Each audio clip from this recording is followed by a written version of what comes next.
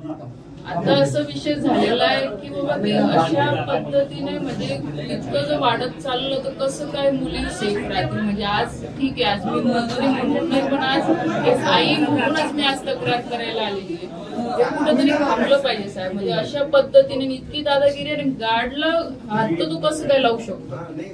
आणि ह्या मुलींना असं ह्या पद्धतीने ते सांगतीलच, तुम्ही त्यांचं जबाब वगैरे घेणार, ते स्टोरी काय घडलं काही नाही, पण अशा लोकांवर तर ऍक्शन झाले पाहिजे. तर थोडे 8:30-9 वाजता निघाले, 8:30-9च्या दरम्यान घरून निघाले. हिचं मला आधी फोन आला की मग मी यात्रेत जायचं. तर मी तिला सांगितलं की तू ड्रायव्हर, हे दोघं माझ्या घरी काम करते हे मुलं, आणि माझा जो घरी गार्ड असतो त्याला मी सांगितलं की तू गार्डला, मी बोलले की गर्दी असते तिथं तू जा सोबत. तर तो गार्ड गेला, मी त्याला डायरेक्शन दिल्यामुळे तो गेला.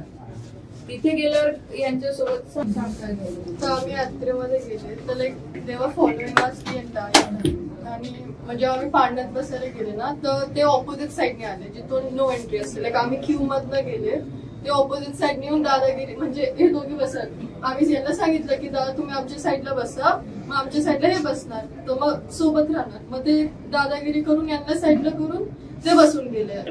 बघा, जे काही घटना 2 दिवस आधी म्हणजे परवा रात्री जी काही घडली, आणि तिथे माझी मुलगी होती, आणि आज मी पोलीस स्टेशनला मंत्री म्हणून नाही तर आई म्हणून मी आलेली आहे.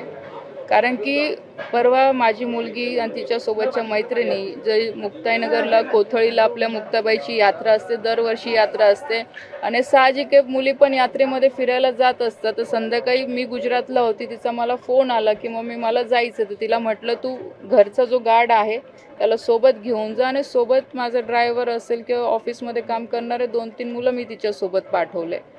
तिथे तिच्यासोबत ज्या पद्धतीने वागणूक झाली किंवा तिच्यासोबत ज्या मुली होत्या, काही 17च्या म्हणजे 18 वर्षाच्या आतल्या होत्या, कृषिका पण आता 18ची झाली, 2 दिवस आधीच झाली, तर या सगळ्या 17-18 वर्षाच्या मुली होत्या. पण तिथे कोणी भोई नावाच्या मुलाने त्या मुली म्हणजे तिथे ते पाळण्यात बसायला गेला, तर यांच्या मागे मागे ते फिरू लागले. आमच्या गार्डनी त्याला म्हणजे त्याचा मोबाईल घेतला, त्यांनी सगळं शूट केलं. जेव्हा पाळण्यात बसल्यानंतर जबरदस्तीमध्ये पाळण्यामध्ये, साईडच्या पाळण्यामध्ये जाऊन बसले, आमच्या लोकांना उतरून जाऊन बसले. ते परत आमच्या लोकांनी त्यांना उतरवलं, दुसऱ्या पाळण्यामध्ये पण त्यांनी तसंच केलं. ठीक आहे, मग आता बसल्यानंतर व्हिडिओ त्यांनी सगळ्यांशी म्हणजे व्हिडिओ वगैरे काढले. नंतर जो माझा गार्ड गेलेला होता त्याला थोडी शंका आली, त्याने त्याचा मोबाईल घेतला की याने नेमकं व्हिडिओ काढला की काय केलं बघायला. तर त्या गार्डसोबत पण यांनी सगळ्यांनी दादागिरी केली, त्याची कॉलर पकडली, त्याला धक्काबुक्की केली, आणि जवळपास 30-40 मुलांचा माहोल तिथे जमा झाला. आणि हे 2-3 लोक असल्यामुळे काही बोलू शकले नाही. त्या मुली पण तिथून घाबरून गेल्या. निघताना त्या मुलांनी ह्या मुलींना धक्काबुक्की केली. काल मी म्हणजे आज सकाळी मी आली, काल कृषिकाशी मी रात्री व्यवस्थित बोलली, कारण ती घाबरलेली होती. मी इथे नसल्यामुळे ती मला व्यवस्थित काही सांगू शकली नाही. आज सकाळी मी तिच्याशी बोलली, तर तिने मला असं सांगितलं की 24ला जे म्हणजे हे आमचं घराचं आधीपासून आहे की आम्ही एकादशीच्या दिवशी फराळ वाटप करत असतो. नेमकी मी पण त्या दिवशी नव्हती, मला पालला कार्यक्रम होता म्हणून मी सकाळी गेलेली होती. तर ती बोलली की त्या दिवशी म्हणजे मी तिला पाठवलं होतं फराळ वाटपला, तर त्याही दिवशी असाच प्रकार तिथे झाला. म्हणजे ते हेच मुलं तिथे आजूबाजूला तिचे फिरत होते आणि चुकीच्या नजरेने बघत होते. पण तिने लेट गो केलं की जाऊ दे, म्हणजे आता तिला पण एवढं नाही का आलं की काय. पण ह्या सगळ्या गोष्टी कुठे ना कुठे कनेक्ट होत आहे. जर ह्या मुक्ताईनगरमध्ये अशा प्रकारच्या घटना घडत असतील तर हे किती दुर्दैव म्हणावं की आज ह्या लोकांना माहीत होतं की ती माझी मुलगी आहे, तर आज एक म्हणजे मंत्री म्हणून किंवा खासदाराच्या मुलीसोबत जर असं होऊ शकतं तर बाकीच्या मुलींचं तर आपण विचारच करू शकत नाही.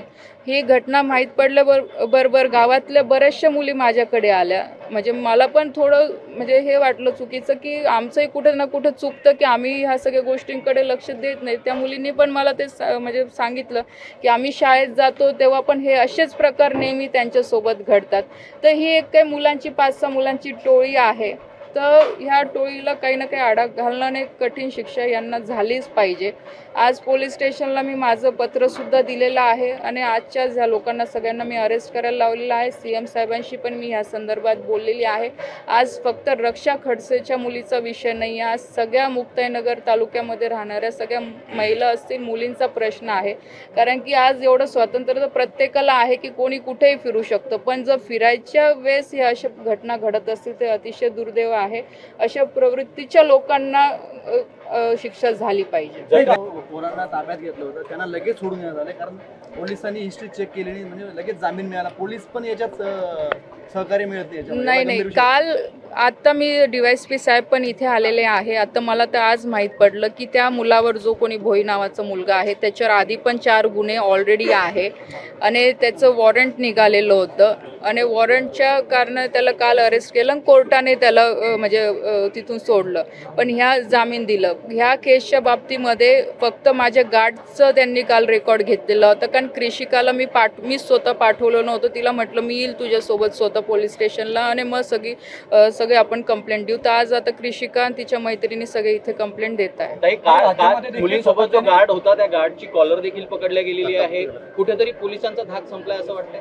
तसंच म्हणावं लागेल की आज प्रश्न म्हणजे मला पण हाच पडलेला आहे. जर पोलीस आमच्या प्रोटेक्शनसाठी दिलेले असतात आणि ॲज अ फॅमिली म्हणून जर मी गार्डला जर त्यांच्या प्रोटेक्शनसाठी पाठवलेलं आहे तर कोणाची हिंमतच नको व्हायला की ड्रेसमध्ये असताना कोणी पोलिसावर हात लावू शकतो किंवा पोलिसांवर दादागिरी करू शकतो. हे कुठे ना कुठे म्हणजे अति ह्या सगळ्या गोष्टी वाढत चाललेल्या आहे.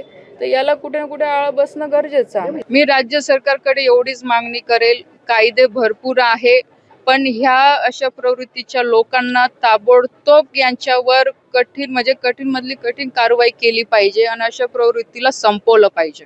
ते नारी शक्ती कायदा हे लागू करण्यात आला होता परंतु आतापर्यंत त्याच्यावरती अंमलबजावणी झालेली नाही. जर हे कायदा लागू झाला तर याच्यावरती काय होईल? मी तेच आधी सांगितलं, कायदे आहे पण त्याच्यावर ऍक्शन कंटिन्यू घेणे किंवा त्यांना कोर्टाच्या माध्यमातून सुद्धा बेल न मिळू देणे अशा स्ट्रॉंग पद्धतीने याच्यावर ऍक्शन घेतली पाहिजे. बघा मी ती काही माहिती घेतली नाही, तो कोणाचा जवळचा आहे आणि मी असं म्हणते की तो माझ्या जरी जवळचा असेल किंवा कोणाच्या जरी जवळचा असेल, शेवटी मुलींचा आणि महिलांचा इथे विषय आहे. तो माझ्या जरी जवळचा असेल तरी त्याच्यावर ऍक्शन झाली पाहिजे किंवा कोणाच्याही जवळचा असेल, कोणत्याही लोकप्रतिनिधीचा असेल तो जवळचा, त्याचा विचार न करता त्याने ज्याने गुन्हा नोंद केलेला आहे त्याच्यावर ऍक्शन झाली पाहिजे. दिनांक 28 फेब्रुवारी 2025 रोजी रात्री 8:45 दरम्यान मुक्ताईनगर पोलीस स्टेशन हद्दीमधील कोथळी या गावी यात्रेच्या दरम्यान पाळण्यामध्ये बसण्याच्या दरम्यान काही मुली त्या ठिकाणी गेलेल्या होत्या.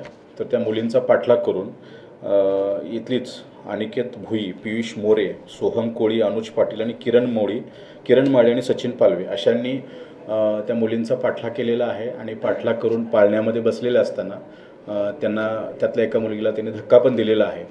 हा प्रकार दाखल झालेला आहे आणि मोबाईलमध्ये व्हिडिओ कॉल केलेला होता असं त्यातील एका पीडित मुलीचं म्हणणं आहे. त्या अनुषंगानं आपण गुन्हा दाखल केलेला आहे. हे जे आरोपी आहेत या आरोपींच्या विरुद्ध गुन्हा दाखल केलेला आहे मुक्ताईनगर पोलीस ठाण्यामध्ये, जो विनयभंगाच्या अनुषंगानं गुन्हा दाखल केलेला आहे. पोक्सो कायद्याअंतर्गत गुन्हा दाखल केलेला आहे आणि त्या अनुषंगानं तपास सुरू आहे. यातील आरोपींना अद्याप अटक नाही झालेली. त्या आरोपींना तात्काळ आपण अरेस्ट करत आहोत. काही आरोपींचे काही गुन्हेगारी यातील एक आरोपी आहे अनिकेत भुई नावाचा आरोपी आहे. त्याच्याविरुद्ध यापूर्वी 4 गुन्हे दाखल आहेत. एकच आरोपी आहे. बाकीचे इतर आरोपी आहेत त्या आरोपींच्या विरुद्ध कोणताही गुन्हा दाखल नाही आहे.